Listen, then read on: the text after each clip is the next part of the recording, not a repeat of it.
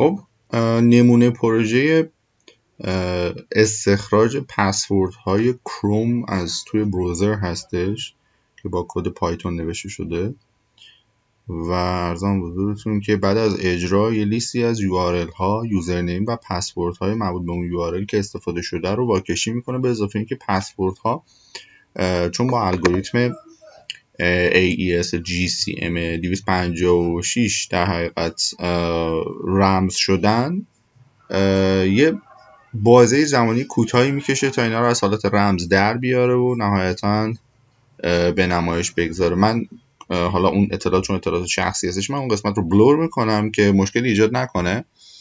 عرضم حضورتون که بیاین یه بار کد اجرا کنیم.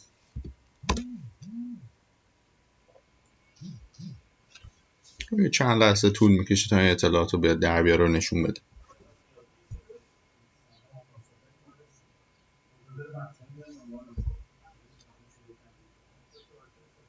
و تموم شد.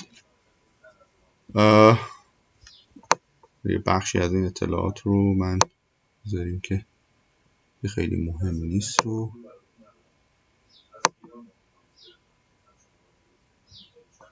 مثلا